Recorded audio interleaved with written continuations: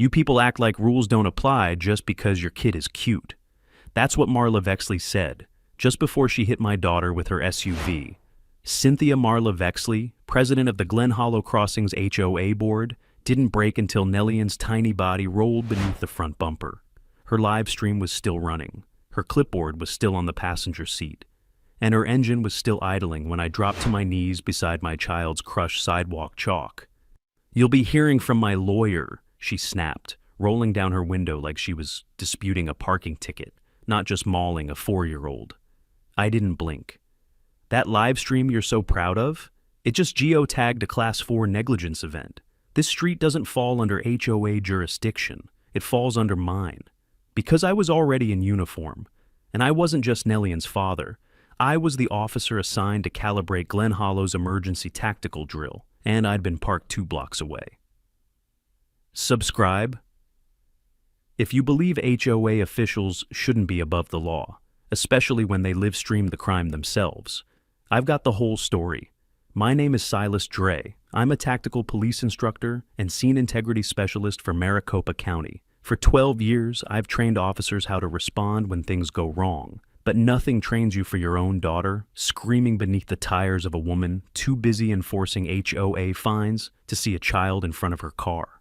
Marla had been circling our block for weeks, recording kids, citing residents, issuing threats over chalk drawings and garden toys. She claimed our wooden chalkboard panel violated non-neutral visual standards.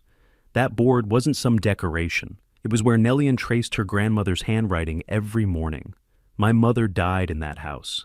Nellian was too young to remember her voice, so she copied the way she wrote the word sunflower. That chalkboard was how they met halfway, between memory and imagination. It calmed her, it grounded her, until Marla called it graffiti. And now my daughter's hand was crushed beside a broken yellow stick of chalk. The last thing she wrote was, "For Grandma." The tires erased it. I didn't cry. I made the call. "Officer down," I told dispatch. "Civilian child struck. Offender known. Proximity 3 houses east of operations." Response time, 90 seconds. 3 marked patrol units, my own sergeant, and a trauma medic from our tactical drill still wearing his role-player vest. Marla didn't step out of the car until the handcuffs came out. She flinched like she was being wronged, like we should apologize to her. I was conducting HOA compliance. You can't arrest me for doing my job. But her patrol wasn't authorized. Her live stream wasn't sanctioned. And her HOA badge was a plastic laminate she printed at home. As I backed away to let paramedics work, I saw the neighbors watching from behind blinds, porches, cracked screen doors. Some looked relieved, others terrified, and one, an older man in a worn Glen Hollow Crossings polo, just stood there, shaking his head like he was watching something inevitable. Oswin Kale, HOA secretary, the only board member who hadn't signed the new compliance initiative last quarter. I'd seen him stare at Marla before, but this time his fists were clenched. That's when I realized this wasn't just negligence, it was a pattern, and the board had ignored it. When I followed the ambulance to the hospital, I wasn't thinking about revenge. I was thinking about how to make sure no parent ever had to explain to their child that sidewalk chalk counted as unauthorized signage, that a drawing of their grandma could be erased by a tire and a citation notice. That safety doesn't come from gates or fines. It comes from accountability. And Marla Vexley was about to learn what that word actually meant. I stood at the edge of the taped perimeter while the cul-de-sac filled with flashing red and blue. My hands shook only when I let them. Training held the rest together as radios crackled, neighbors whispered, and Marla Vexley argued with an officer who wouldn't meet her eyes. I focused on procedure because procedure kept me from breaking. The driveway looked smaller under cones. Chalk dust clung to my boots. The wooden panel lay split. One corner snapped clean where the tire had climbed it. A patrol camera caught everything. Her slow roll, the phone mounted on the dash, the casual turn of her head toward the live stream comments.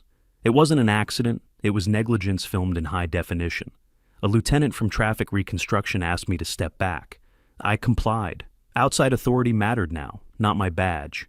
I watched evidence bags swallow broken chalk, fragments of wood, and the plastic HOA laminate she'd dropped when the cuffs clicked. Each item told the same story. She believed enforcement excused harm. Neighbors pressed closer until officers pushed them behind the line. Some cried. Others stared like witnesses to a magic trick gone wrong. I recognized faces Marla had sighted before.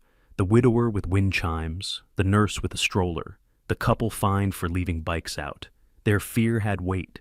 It hung over the street heavier than the sirens. A sergeant asked for my statement. I gave it clean, chronological, unemotional, time stamps, jurisdiction boundaries, the unauthorized patrol, the live stream, the speed, the strike, the delay before braking. Facts were my armor. Facts were how you built a case that survived courtrooms and politics. Marla kept insisting it was HOA business. She claimed delegated authority, emergency discretion, neighborhood safety. The words sounded rehearsed. They were the same phrases she'd emailed residents for months. Hearing them at a crime scene twisted something in me. Rules were her refuge. They didn't belong here. When the ambulance pulled away, the street exhaled. I stayed. Outside agencies arrived in sequence: city compliance, child services liaison, a municipal risk officer. That mattered. This was bigger than one arrest. This was governance colliding with reality. And reality always won when documented. Oswin Kale hovered near the mailbox cluster, pale, hands jammed into his pockets. He watched Marla like he wanted to look away, but couldn't. I logged it. Body language told stories before mouths did. He'd been complicit by silence, maybe, or trapped. Either way, the truth was pressing on him. An officer from my unit handed me a bottle of water. I didn't drink it. I kept scanning. The board had trained residents to fear retaliation. That fear would try to bury what happened. My job was to make burial impossible. I requested a preservation order for digital evidence, the live stream platform, doorbells, street cameras. The request went out immediately, outside authority again. You didn't ask an HOA to keep evidence of its own failure, you compelled it. As the sun dipped, the perimeter widened, paperwork thickened.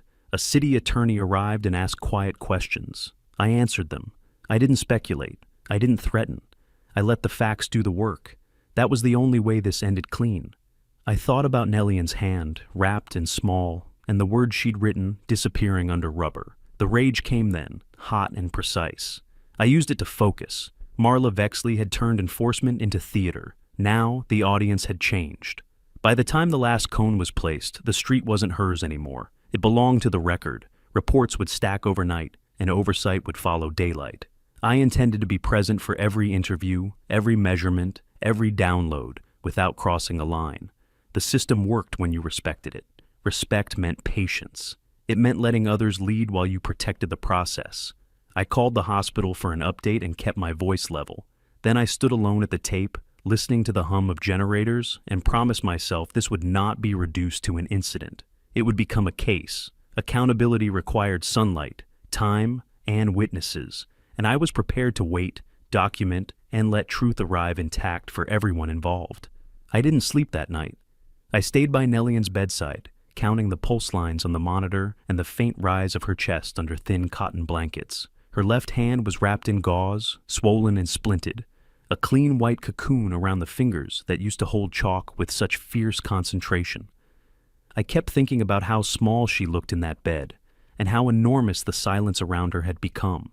She hadn't woken yet. My wife, Dana, sat curled in the chair across from me. She hadn't spoken since the drive to the hospital. Every few minutes, she'd glance at the foot of the bed, then at me, then at the door, as if the next person to walk. It might finally make this whole thing make sense. No one did. The hallway lights never went dark. The nurses walked softly, kindly, but their eyes said what their mouths didn't. Children shouldn't be here. Not for this. By morning, my phone was full. Texts, voicemails, 2 missed calls from the HOA board number, and one from a private unknown. I ignored them all. Then one came in under a name I recognized. Oswin Kale. I stared at the screen for a long time before I answered. His voice was hoarse, like he'd been rehearsing and failing to say something all night. I shouldn't be calling, he said. But I had to. I didn't speak. I let the air fill the gap. I saw what happened yesterday, he continued, and I know what the board's going to try to do. My fingers tightened around the phone. I stepped into the hallway, shutting the door behind me. They've already scheduled an emergency meeting, internal only, no residents invited. The narrative's shifting. Marla's calling it a traffic misunderstanding. She struck a child. I know, Oswin said quietly. I know what it was, and it wasn't the first time she's gone too far. He stopped. I heard him exhale. I wanted to say something months ago, but she always had the board stacked. They vote with her out of fear. She doesn't scare me. I didn't think she'd scare me either, he murmured. Not until I saw the way she looked after it happened. Not regret, not panic, just annoyance. I waited. I knew better than to fill silences. You let people decide whether to carry truth or bury it. Oswin made his choice. She keeps files, he said, unofficial ones, about residents she doesn't like. She calls it her compliance roadmap. I've seen names on there. Yours, the Ramirez family, that vet with the bronze gate. Anyone who challenged her got flagged. You're still on the board. Only in name. She writes the minutes, runs the meetings, controls the mailouts. The treasurer's her nephew. The vice president lives rent-free in a property she manages. It's a web. I was the last one not tied to her, and I kept my mouth shut.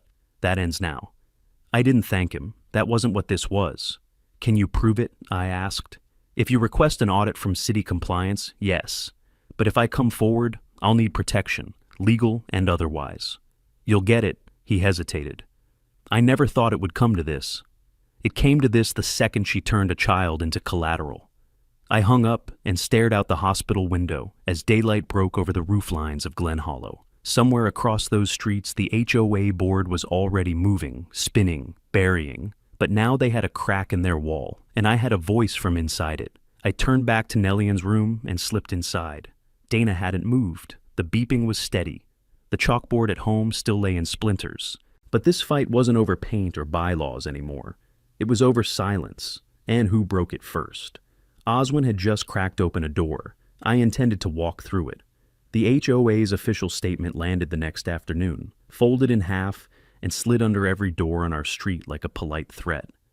White paper, blue header, Marla's signature at the bottom. No envelope, no eye contact, just ink masquerading as accountability.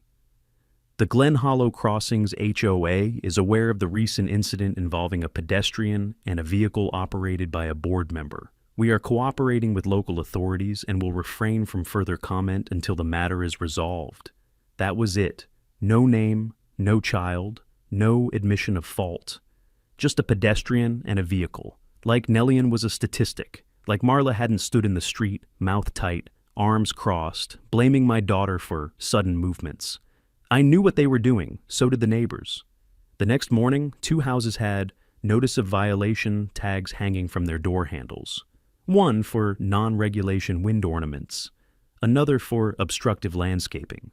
Retaliation had begun. I drove past the community bulletin board on the way back from the hospital and saw the meeting notice. Emergency HOA session, board only, no public attendees. Location changed to a private residence, Marla's. They were moving fast, burying tracks before oversight could land. But they were sloppy.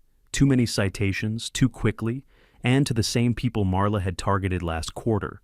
Patterns made cases. At home, the mailbox held another envelope. This one addressed to me, no return address. Inside, a photo. Nellian sitting on the grass, drawing with a piece of blue chalk. Taken from a distance, slight downward angle, likely from inside a car. I stared at it for a long time. She had her head tilted sideways, tongue between her teeth, the way she did when she was focused. The panel she drew on was barely visible, angled away.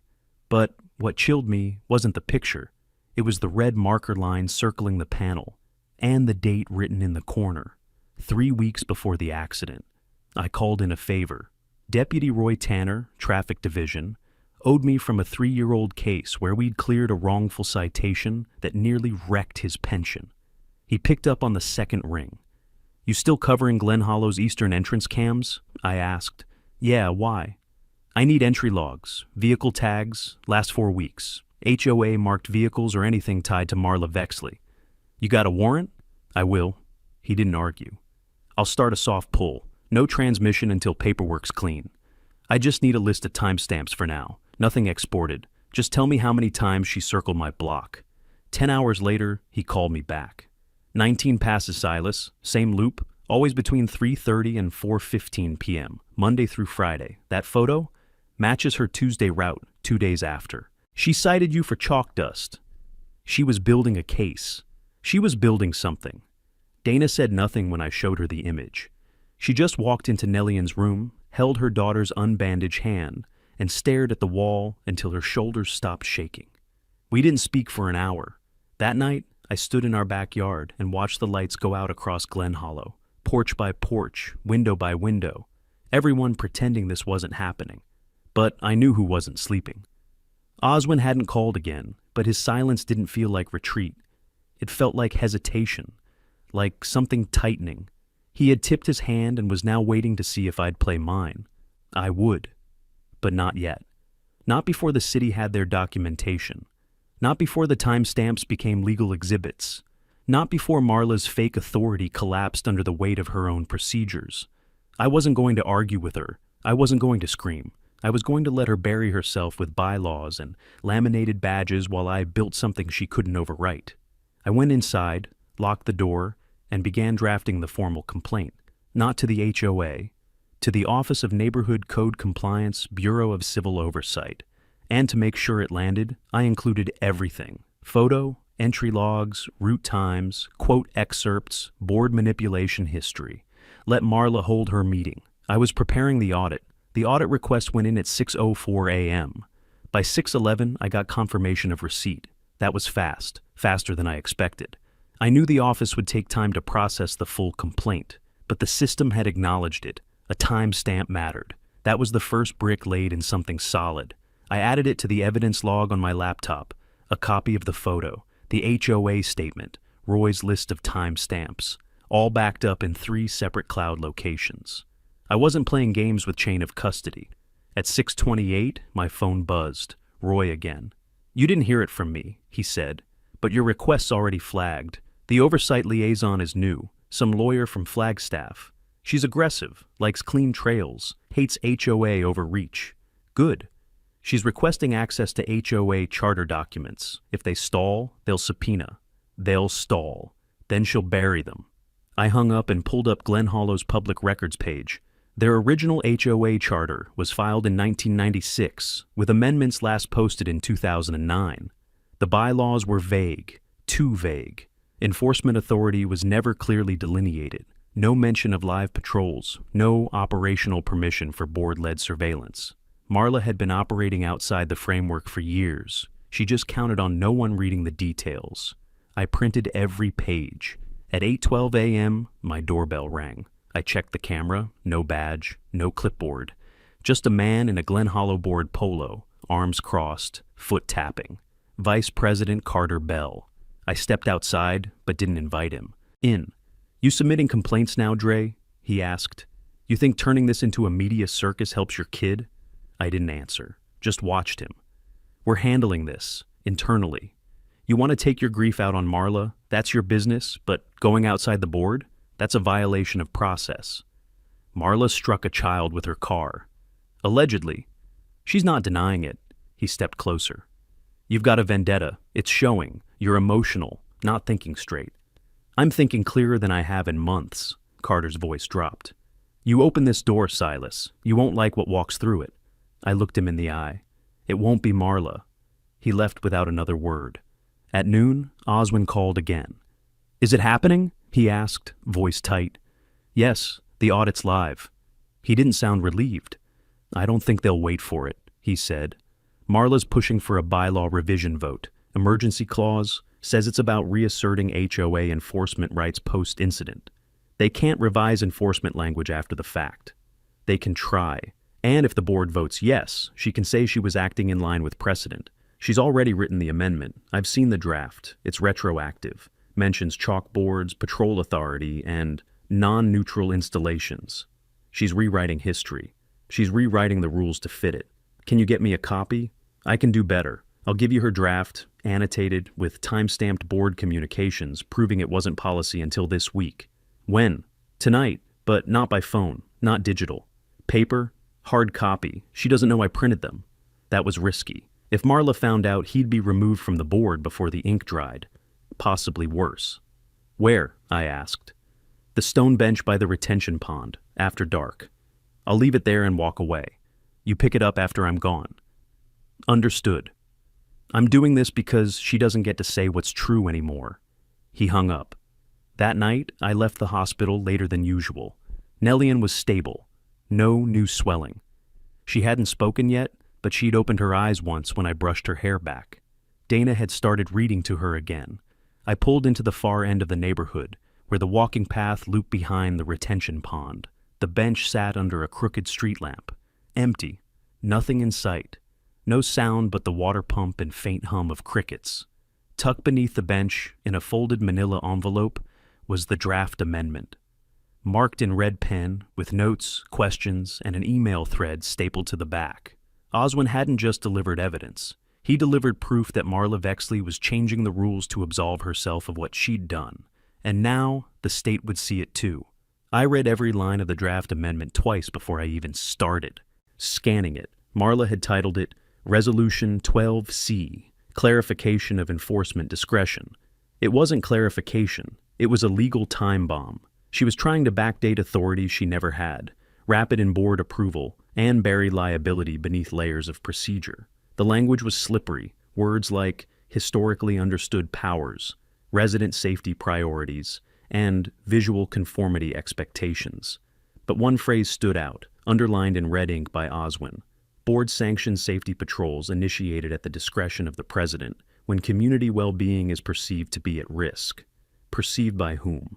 She'd written herself a shield, one that, if passed, could be argued in court to retroactively justify the patrol that ended with my daughter in a hospital bed.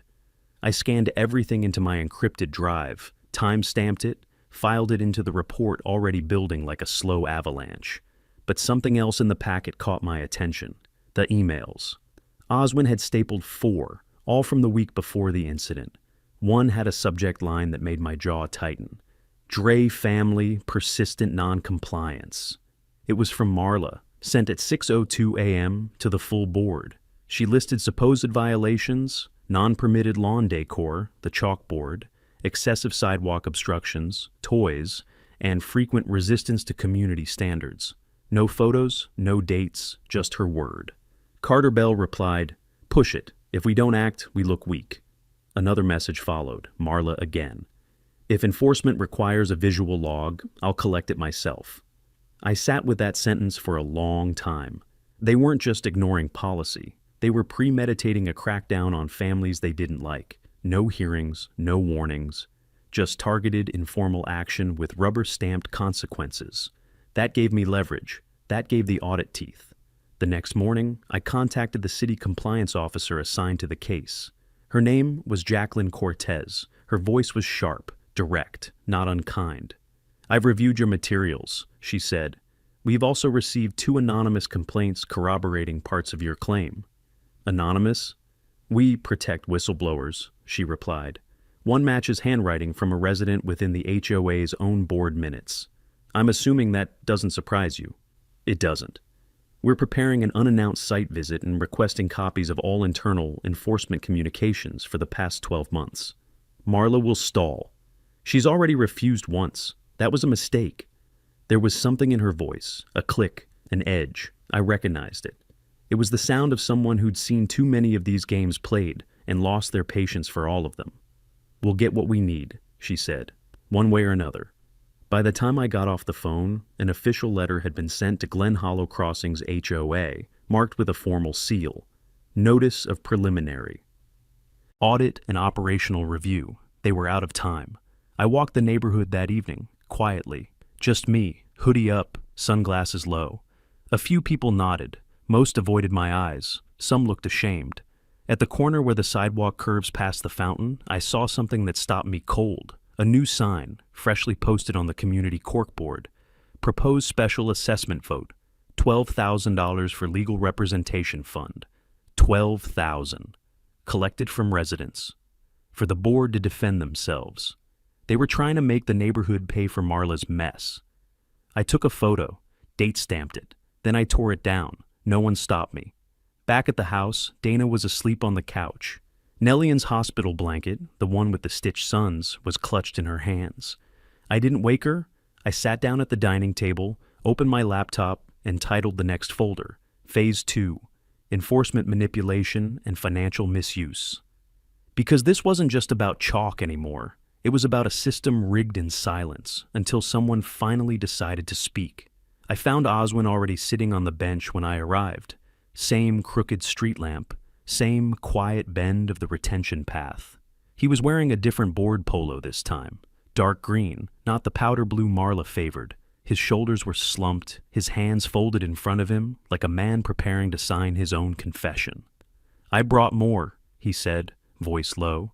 He handed me another envelope, thicker than the last. It trembled slightly between his fingers. I took it without a word and sat beside him. "She's going to know it was me," he said. "Doesn't matter if I hide the copies or reroute the metadata. She's not stupid, just arrogant." "She already suspects," I said. "You hesitated when she was detained. That kind of guilt doesn't stay quiet for long." He gave a bitter laugh. "I used to think I could balance it, stay on the board, push back from the inside. But she's hollowed it out. Carter's a coward. Doreen signs anything she's handed. The others are ghosts." "What's in this batch?"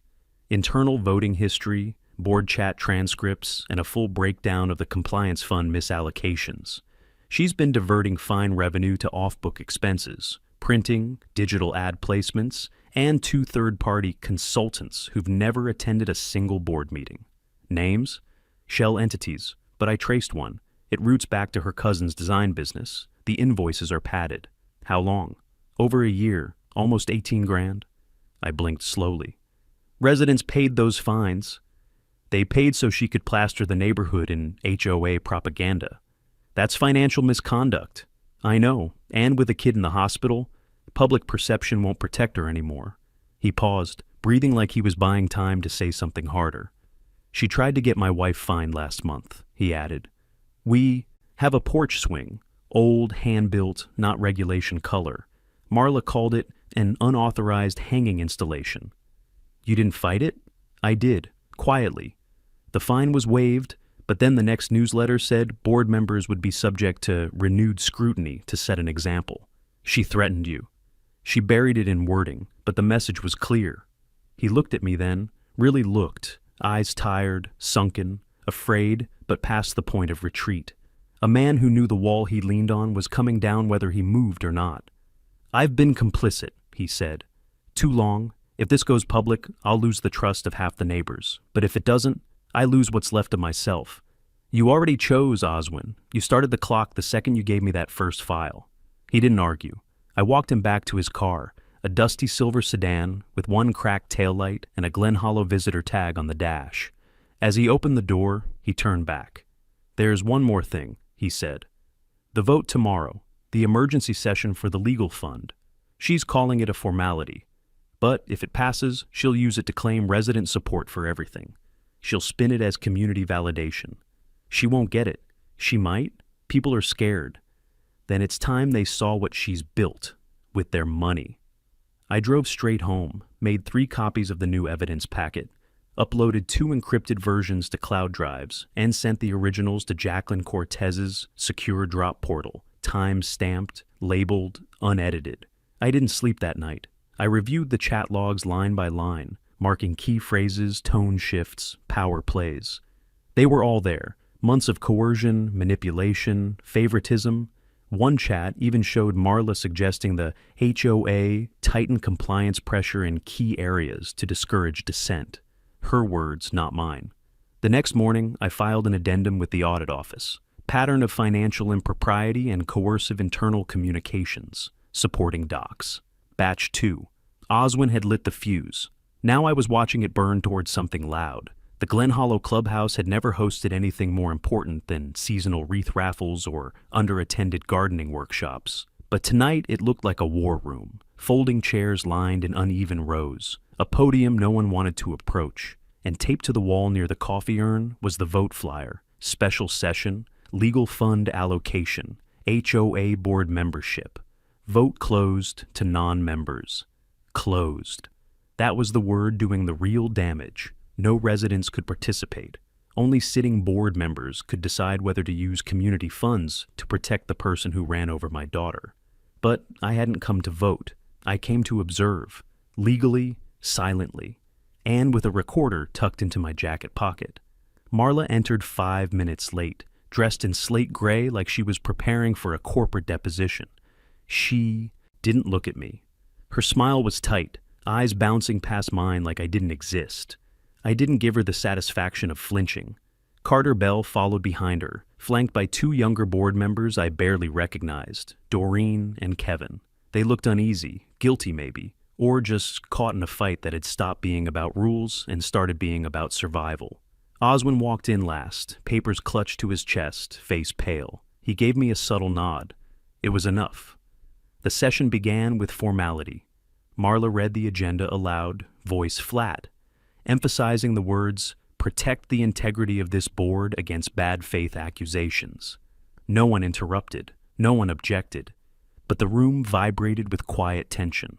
Behind me, I could feel the weight of the residents watching through the clubhouse windows. They weren't allowed in, but they showed up anyway. Marla moved to the resolution language.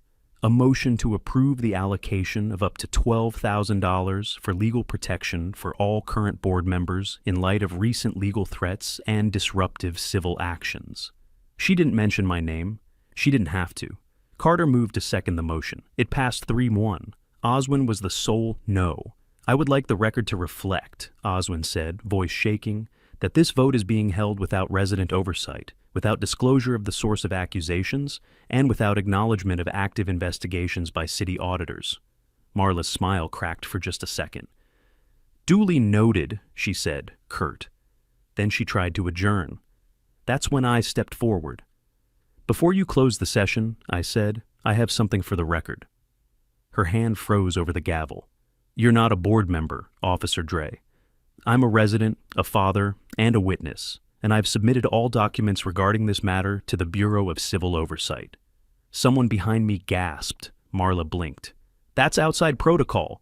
The audit is already underway," I said, "including analysis of financial records, communications between board members, and unauthorized use of community funds for personal legal shielding."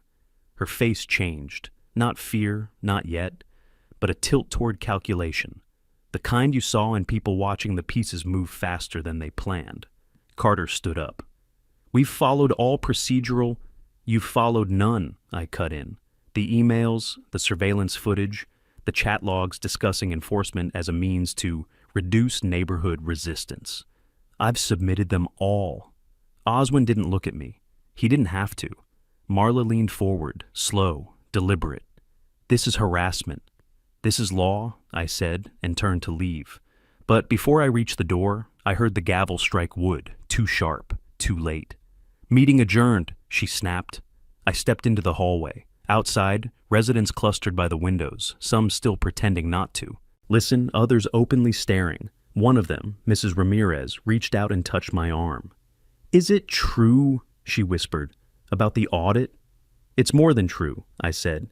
"It's already working." She looked down the hall toward the closed doors and gave a nod. Not of approval, but of understanding. The kind of nod that said, "Finally."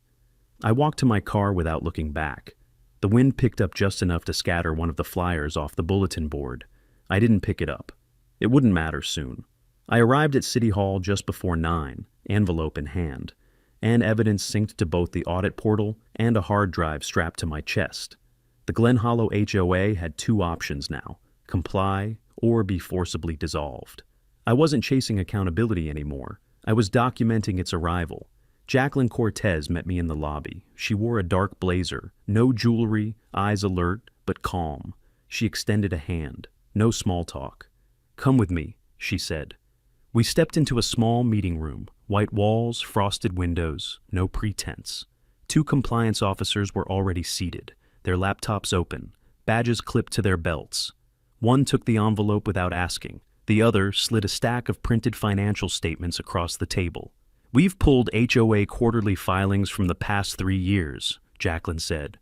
"Discrepancies began 18 months ago.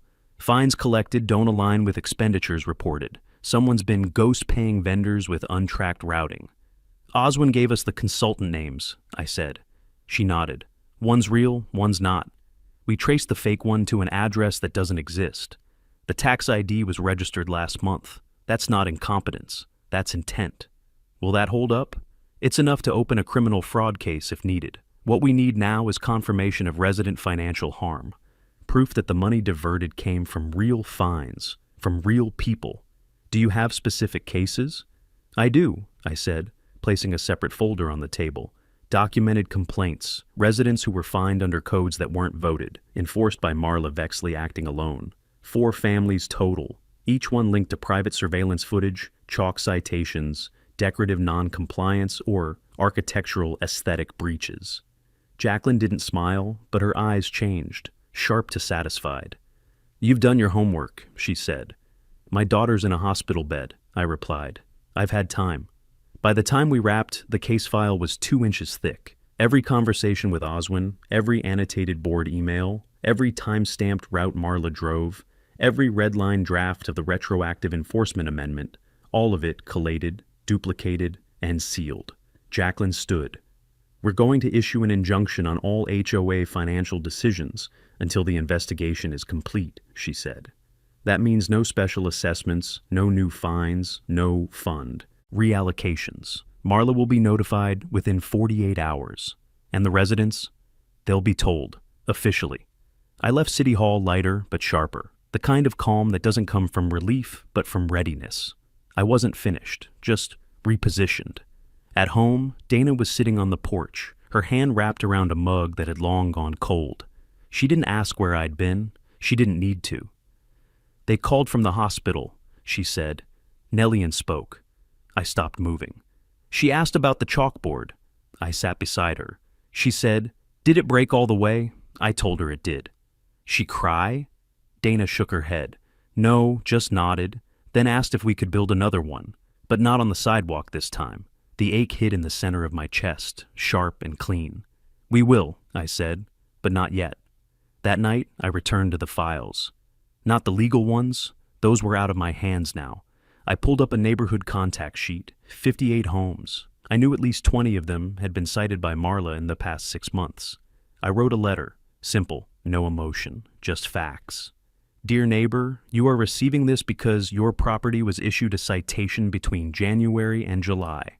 That citation may be part of a fraudulent enforcement pattern now under state review. If you believe your fine was unjustified or issued outside of proper board procedures, please retain all documentation and reach out to the following contact. I attached Jacqueline's public liaison email and added a line, "You are not alone, you were not wrong, and you deserve transparency." I printed 20 copies that night. At dawn, I walked the street and slid them one by one into mail slots. Nobody saw me, but by noon, my phone lit up. 5 new numbers. 2 voicemails, 1 email. The last message said, "Thank you. I thought I was the only one." They weren't, not anymore. The official letter from the city was pinned to the Glen Hollow bulletin board by 8:03 a.m., laminated and sealed with a silver adhesive tag. Audit injunction enforcement, effective immediately. I stood just out of sight and watched as neighbor after neighbor stopped mid-walk, mid-conversation, mid-denial. Some leaned in to read it twice. Others stared like the words were in another language. All HOA operations, including citations, fines, budgetary votes, and enforcement actions, are suspended pending full investigation. There it was. Clean. I didn't write it, but I didn't need to. It had the force I never could have conjured alone. Marla didn't appear until after 10. Her SUV rolled in slower than usual. No clipboard, no phone mount. Just her alone in the driver's seat, eyes hidden behind oversized sunglasses. She parked, climbed out, and didn't look at anyone. The paper was already flapping against the corkboard in the morning breeze. She stood in front of it for a full minute. I saw her jaw twitch. A paper cup trembled, slightly in her hand, but she didn't touch the sign, didn't tear it down. That would have been a battle, and battles required an audience. Instead, she turned and walked across the lawn to the clubhouse. The door was locked. The key card system was already deactivated by order of city oversight. She tried twice, pulled, then pushed. Then she stopped moving. I didn't step forward. I just watched from the walking path under the elm trees, where my daughter once drew suns and swirls and letters that didn't always face the right direction. The sidewalk was clean now, The HOA had power washed it the day after the incident. But chalk has memory. The next meeting wasn't a board meeting. It was a community assembly, oversight mandated, residents only, held on public ground, not HOA property. The city had reserved the local fire station's community room for it. Rows of folding chairs, no podium, no titles. I sat near the back, letting the silence grow before the city liaison spoke. "My name is Jacqueline Cortez," she said.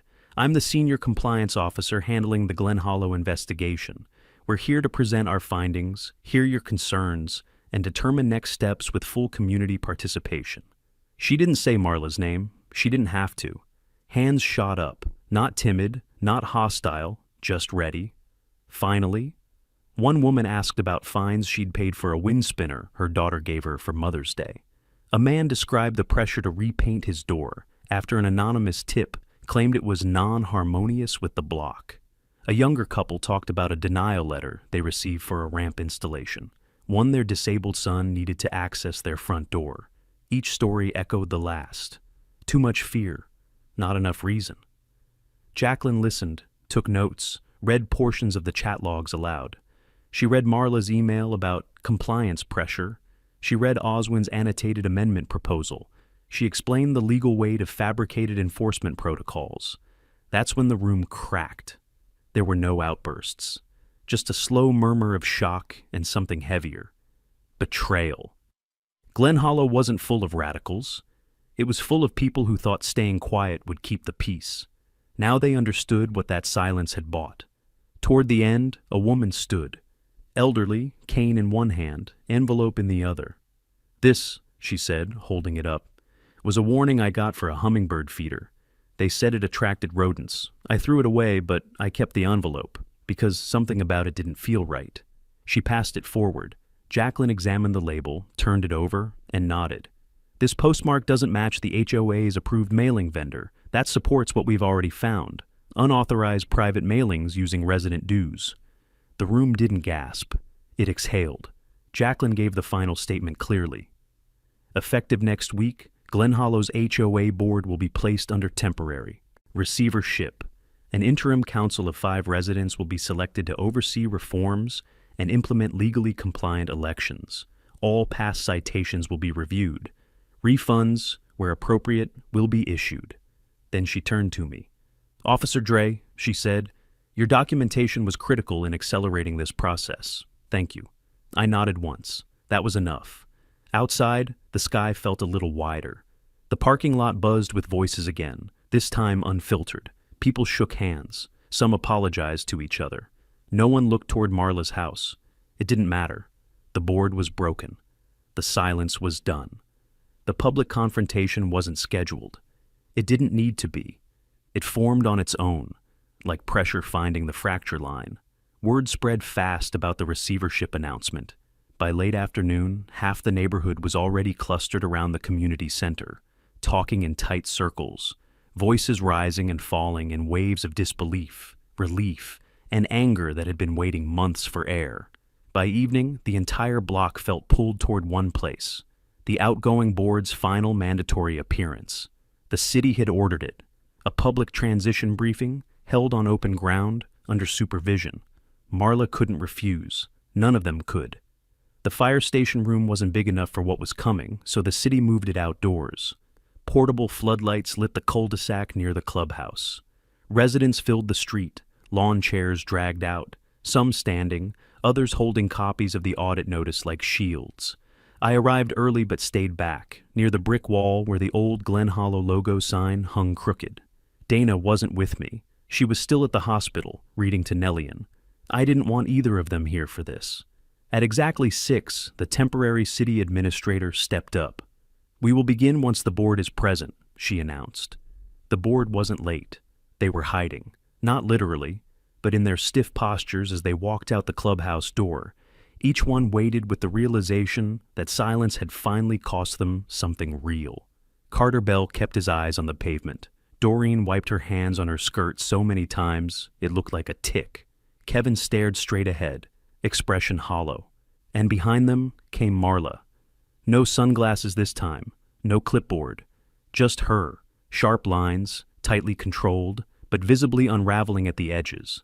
The crowd shifted as she stepped forward. People looked away, others glared. A few simply stared like they were seeing her for the first time. The administrator motioned for silence. "Thank you all for attending," she began. Per Section 4 of the Community Governance Act, we are here to conduct the formal transition into receivership. Before that occurs, residents may speak. Somebody stepped up immediately. A woman in a denim jacket who lived 2 doors down from me. "I paid $400 for a violation notice about my daughter's chalk drawings," she said. "You told me it attracted trespassers." Marla opened her mouth. The administrator raised a hand. "No responses yet?" Another resident stepped forward, a man with a landscaping business. "My work truck was cited 11 times. They said it lowered property values. You cost me contracts." A retired couple followed, describing how their non-neutral mailbox decor had been fined repeatedly until they removed it out of fear. Then a teenager stepped forward. He held up a photo of the wheelchair ramp the board denied his parents. "My brother couldn't leave the house for 3 months, he said quietly. The crowd murmured. The air thickened. Marla's composure strained visibly now, jaw tight, chest rising faster. Then someone I didn't expect stepped forward. Oswin. He wore no board polo tonight, just a plain gray shirt and a trembling conviction that made the lights reflect off his glasses. "My name is Oswin Kale," he said. "I'm the HOA secretary." The whispering surged. "For a year, I stayed quiet because I thought silence would protect my family. I was wrong. I saw emails that made me sick. I saw orders that weren't voted on. I saw authority used to intimidate parents and elders and anyone who didn't fit the image of Glen Hollow that one person," he looked at Marla now, "invented." Marla stepped forward sharply. "This is slander." "No," the administrator said firmly. "You will wait." Oswin's voice cracked, but he didn't stop. "And then a child was hurt," he said. "A child whose only crime was drawing on her own board. That's when I realized silence doesn't protect. It only preserves the things that harm us." The crowd erupted, not loud, not chaotic, but in a roar of agreement, a breaking wave of pent-up truth. Marla snapped. "You're all ungrateful," she shouted. "Everything I did was for order, for safety, for this community's standards. Without me, this place falls apart." Someone shouted back, "You ran over a little girl." The administrator slammed her gavel against a portable platform. "Enough." Marla stood heaving, eyes wild, realizing too late that the spell she held over the neighborhood was gone. The air around her changed. She wasn't feared anymore. She was exposed. "This board," the administrator said, "is hereby relieved of all authority effective immediately. All decisions will now be handled by the receivership panel. Financial audits continue tomorrow. Criminal investigations remain open." Carter sat down abruptly, burying his face in his hands. Doreen began to cry. Kevin just walked away, straight across the lawn, past the streetlights, into the dark. And Marla? She didn't move. She stared at the crowd as if waiting for someone, anyone, to defend her. No one did. The administrator turned to me. Last. "Officer Dre," she said, "you may step forward." I did, not to speak, just so Marla had to look at the father of the child she called non-compliant. Her eyes flickered. Something broke there, something brittle and hollow. The confrontation was over, and the board that had ruled Glen Hollow through fear finally stood powerless under the lights, surrounded by the voices they once silenced. The night after the confrontation, Glen Hollow felt different, not quieter, just honest. Porch lights stayed on longer, curtains remained open instead of half-drawn in fear. People spoke in low groups along the sidewalks, voices carrying in the cool air without checking who might be listening. It was the first time in months the neighborhood didn't feel owned. I drove straight from the meeting to the hospital. Dana was awake, sitting by the bed with a soft blanket pulled across her lap. She gave me a tired smile, the kind that holds both exhaustion and relief. "She asked for you," she said softly. I stepped closer. The room was dim, machines casting faint glows that felt warmer tonight. Nellian blinked awake as I sat beside her. Her eyes were still glassy, still tired, but clearer than they had been since the accident. "Daddy," she whispered. I leaned in. "Hey, sunshine, I'm right here." Her hand, still bandaged, reached toward mine. I held it gently, careful not to press too hard. "Can we make another board?" she asked. It hit harder than any briefing, any confrontation, any statement made in front of the entire neighborhood. This wasn't about chalk or bylaws or jurisdiction. It was about something a child lost, something that shouldn't have been taken in the first place. "We will," I said, "and nobody's going to break it again." When she drifted back to sleep, Dana leaned her head on my shoulder. "It's really over?" she asked. "Not legally," I said, "but the power she had, that's gone." We stayed like that for a while, just breathing, finally letting our bodies stop bracing for the next hit. Nurses came in and out, the hallway lights hummed, the world felt real again. By the time I left the hospital, dawn was stretching across the sky. Pinks, grays, fading stars. I drove through Glen Hollow slowly, watching the neighborhood wake up without fear. On the corner of Pinecrest Lane, I saw something unexpected. Residents gathered around the old communal garden plot. Men, women, teenagers, even the couple from the yellow house who rarely spoke to anyone. Oswin was there too, standing with a clipboard tucked under his arm, but no sign of the old board shirt uniform. He looked lighter. Not redeemed, not yet, but relieved. I pulled over. As I stepped out, the group parted slightly. "We wanted to fix something," Mrs. Ramirez said gently. I frowned. "Fix what?" She pointed toward the chalkboard, or rather, what remained of it. Someone, maybe several people, had picked up the broken pieces of the wooden panel from our lawn. They'd sanded the edges, cleaned off the dirt, and mounted it on a fresh board backing. The letters written in chalk before the accident were gone, washed away by water and trauma, but in their place, dozens of small, hand-drawn suns filled the surface. Some symmetrical, some lopsided, some messy, all hopeful. A new panel, a bigger one, for her. I didn't speak. My throat tightened too much to try. Oswin stepped forward hesitantly. "We thought she should come home to something better than what she lost," he said. We all agreed. "I didn't ask anyone to do this," I said. "We know," he replied. "That's why we did it." Neighbors helped lift the new board as we carried it across the lawn. It wasn't perfectly straight, it wasn't uniform, but it was ours. And it wasn't stamped by a committee or dictated by regulations. It existed because people chose to make something whole again. We mounted it in the same place the old one stood. The morning sun hit it just right, making the little yellow drawings glow. For the first time, the house felt like home again. The investigation would continue. Financial audits, legal filings, hearings. Marla still faced charges. The board would be restructured under supervision. But the neighborhood had already shifted into something that looked like community instead of compliance. I stood there longer than I meant to, breathing in the calm that had finally returned. If you've been watching this entire journey, every part, every twist, every moment justice inched forward, tell me this one thing in the comments. Where are you watching from? Sometimes community starts with just one voice deciding not to stay quiet anymore.